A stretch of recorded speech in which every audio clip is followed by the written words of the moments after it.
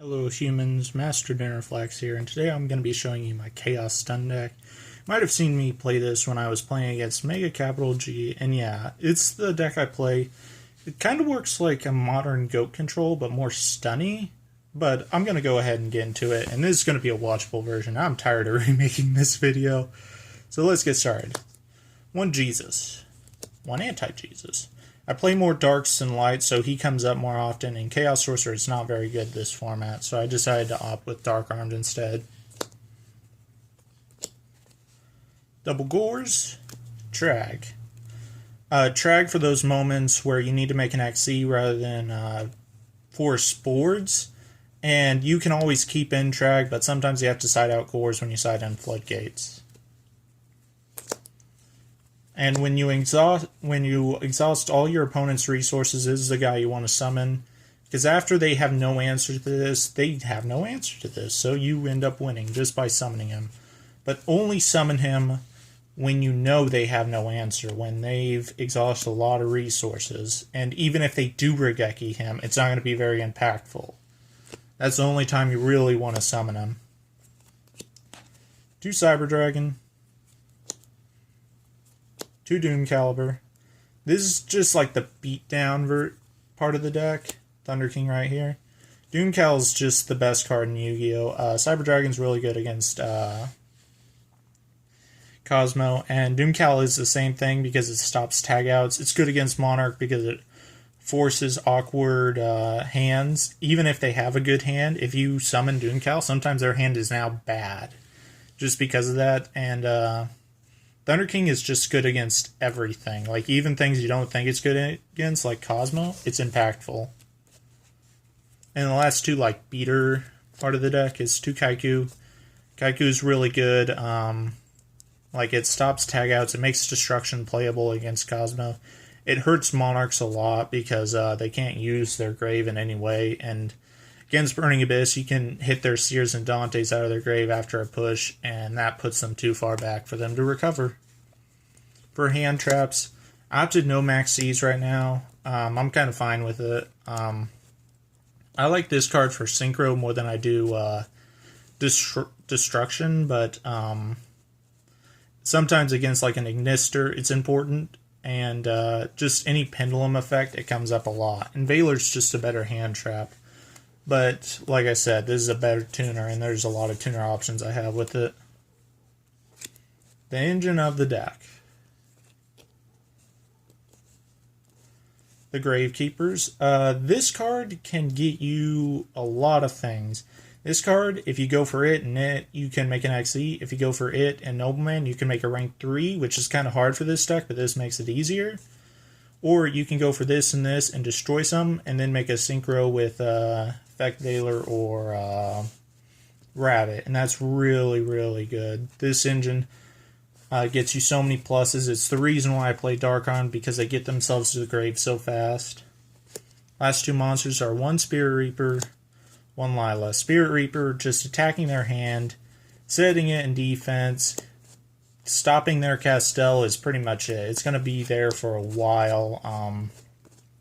It's just a really good card. I really enjoy it.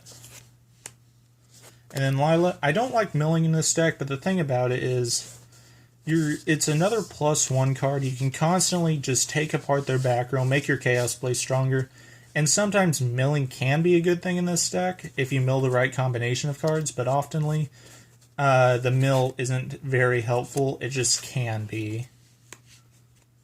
For spells, we got Smashing Ground. This card is only playable because of Kaiku, but because of Kaiku and Doomcal, it's very playable. It's non-targeting destruction against Cosmo, which I enjoy. So yeah, that's what I do. And Regeki is just amazing. 1 MST, 1 Twin Twister. For more disruptive plays, but for more precision back row removal, I like the option between the 2. I do side a 2nd Twin Twister sometimes. Soul Charge, Instant Fusion. This is good when you've exhausted the Gravekeeper engine. You just bring it all back. And Instant Fusion, kind of the same thing, except you have synchro options with Rabbit. Traps. 2 Fogblade. I choose this over Fiendish Chain because this is easier to remove from the field for cores, and itself, I can use it on my own monster when my opponent has a bunch of Pilgrims or Dark Destroyers on field, and that's very helpful. 1 memory, 1 storming. This is good with Spirit Reaper, but this, I've taken a Dark Planet before and won the game with that. You still have to take the damage, but the non-targeting banishment is really, really impactful. And then taking the monster, because you have so much back row to survive, is also very helpful. 2 trap holes, 1 time space, 1 bottomless. They're both pretty decent. They might get traded out for strikes one day, but not right now. They're pretty good. Broken, unfair. I've won with this and Cyber Dragon. It's not fair. This card should be banned. It's all in the morning. It's broken, but it needs to be in the game. Compulse, it's actually pretty good. It's amazing against BA. It never stopped being good against BA because as soon as they make Beatrice with a -1 play, you compulse it and they lose way too much momentum. And that's really good. And Torrential is really good against Pendulum. Not like as soon as they Pendulum summon, but in the middle of their combo, you want to use this, or if you know they're making a 38 play, after they make 38 and they're Majester, then you Torrential, and they devoted every single resource they had to do nothing, pretty much. That's the main deck, 40 cards. For the extra deck, let me get it separated real quick. For your rank 3 options, you have Leviair, Grand Pulse. I was originally playing the Breaksword guy, but he wasn't coming up enough, and he wasn't as helpful as Grand Pulse was, because you can sit on this for longer, and Leviair is just really good. 101, Diamond Dyer, Nightmare. Nightmare is really good. I use it a lot with Spy on Spy action. Cowboy for game. Castell, staple. Dweller, I would consider staple too. Master Key for Floodgates in game 2. Fusions. Chimera Tech. Norden. Not staple, but mandatory. Arcanite for the synchro options. Really, really strong card. Instant Fusion Rabbit. Same with this. This card's amazing. Going turn 1 or just going really quick plays. And this one, just nuke the field, is amazing. And the last extra deck monster is Catastor with Effect Veiler in a level 4. It's really good. Like, I use this a lot more than you would think. And tokens.